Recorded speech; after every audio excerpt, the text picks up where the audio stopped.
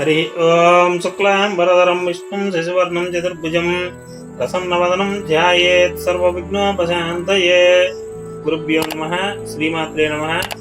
ఈ కార్తీక మాసములో మనం పారాయణం చేస్తున్నటువంటి కార్తీక పురాణం 19వ అధ్యాయాన్ని గురించి ఇప్పుడు విందాం. ఈ 19వ అధ్యాయంలో చాతుర్మాస్య వ్రతమహిమను గురించి వశిష్ఠ మహామునుల వారు జనక మహారాజుతో తెలియజేస్తూ ఉన్నారు. నైమిషారణ్యమునందు ఉన్న మహామునులందరూ కలిసి శ్రీమన్నారాయణుని స్తోత్రం చేశారు. అయితే భక్తి శ్రద్ధలతో తర్వాత జ్ఞానసిద్ధుడు అను ఒక మహాయోగి శ్రీహరికి చేతులు జోడించి, ఓ దీనబాంధవ, వేదవేద్యుడవు, వేద వ్యాసుడవు, అద్వితీయుడవు, సూర్యచంద్రులే నేత్రములుగా గలవాడవు, బ్రహ్మ రుద్ర దేవేంద్రాదులచే సర్వదా పూజింపబడిన వాడువు, సర్వాంతర్యామివి, నిత్యుడవని, నిరాకారుడవని సర్వజనులచే స్తుతింపబడుతున్న ఓ దామోదర, నీకు ఇవే మా హృదయపూర్వక నమస్కారములు. సకల ప్రాణికోటికి ఆధారభూతుడవగు ఓ మాధవ, మా స్తోత్రములను స్వీకరింపము.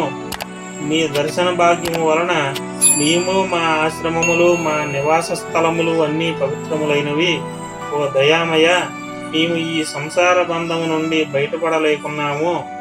మానవుడు ఎన్ని పురాణాలు చదివినా, ఎన్ని శాస్త్రములు వినినా నీ దివ్య దర్శనము పొందలేడు. నీ భక్తులకు మాత్రమే నీ దర్శనమియ్యగలవు. ఓ గజేంద్ర రక్షక, ఉపేంద్ర, లక్ష్మీపతి, శ్రీధర, ఋషికేశ, నన్ను ఉద్ధరించుము అని వేడుకొన్నాడు. శ్రీహరి చిరునవ్వు నవ్వుతో, జ్ఞానసిద్ధ, నీ స్తోత్రవచనమునకు నేను ఎంతో సంతోషించిదని, నీకిష్టమైన వరము కోరుకోమని అన్నాడు శ్రీహరి. అంతట జ్ఞానసిద్ధుడు ఆనందభరితుడై, సర్వేశ్వర, నా మీద దయతలచి నాకు వైకుంఠవాసము అనుగ్రహించు.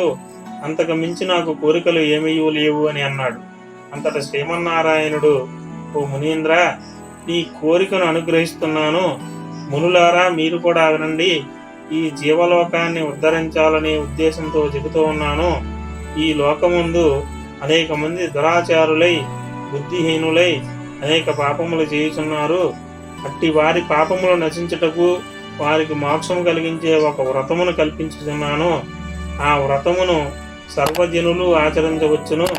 జాగ్రత్తగా వినండి అని ఈ విధంగా చెబుతూ ఉన్నారు శ్రీ మహావిష్ణువు.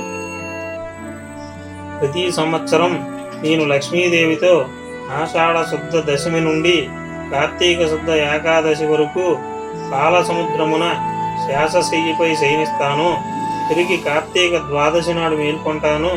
కార్తీక మాసమున శుద్ధ ద్వాదశి వరకు చాతుర్మాస్యం అని పేరు. ఈ 4 మాసాల నిద్ర నాకు ఒక సంతోషాన్ని కలిగిస్తున్నది. నిజానికి అది నిద్ర కాదు. నా యందు భక్తి శ్రద్ధల కలవారెవరో, లేని వారెవరో పరీక్షించడానికి అలా యోగ నిద్రలో ఉంటాను. ఆ సమయంలో యథాశక్తిగా అందరూ వ్రతాలు చేయాలి. ఈ కాలములో చేయు వ్రతములు నాకు మిక్కిలి ఇష్టము. ఈ వ్రతము చేయు వారికి సకల పాపాలు నశించి ముక్తి కలిగి నా సన్నిధికి చేరుకుంటారు. ఈ చాతుర్మాస్యములందు వ్రతములు చేయని వారు నరక కోపమున పడతారు. ఇతరుల చేత కూడా ఆచరింప చేయవలను. దీని మహత్యము తెలిసి కూడా వ్రతము చేయని వారికి బ్రహ్మహత్యాది పాతకములు కలుగునని ఇది నా శాసనం అని.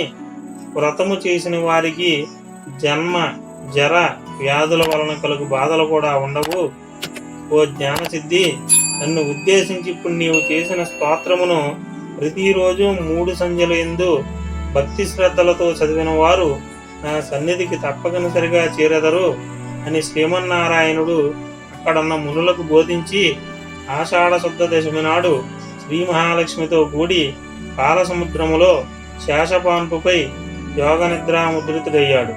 తరువాత జ్ఞానసిద్ధి శ్రీహరి శాసనాన్ని అనుసరించి చతుర్మాస్య వ్రతం భక్తి శ్రద్ధలతో చేసి వైకుంఠానికి చేరుకున్నాడు. వశిష్ఠుడు జనక మహారాజుతో ఈ విధంగా చెబుతూ ఉన్నారు. రాజా, ఈ విధముగా విష్ణుమూర్తి జ్ఞానసిద్ధి మొదలగు మునులకు చాతుర్మాస్య వ్రత మహత్యమును ఉపదేశించారు.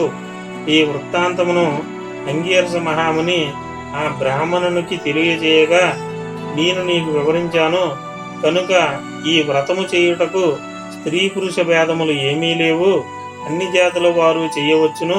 శ్రీమన్నారాయణుని ఉపదేశము ప్రకారము మునిపుంగవులందరూ ఈ చాతుర్మాస్య వ్రతము చేసి ధన్యులై చివరకు వైకుంఠమునకు చేరుకున్నారు అని తెలియజేశారు. స్కాంద పురాణాంతర్గత వశిష్ట ప్రాప్త కార్తీక మహత్యమునందలి 19వ అధ్యాయము 19వ రోజు పారాయణ పూర్తి అయినది. స్వస్తి.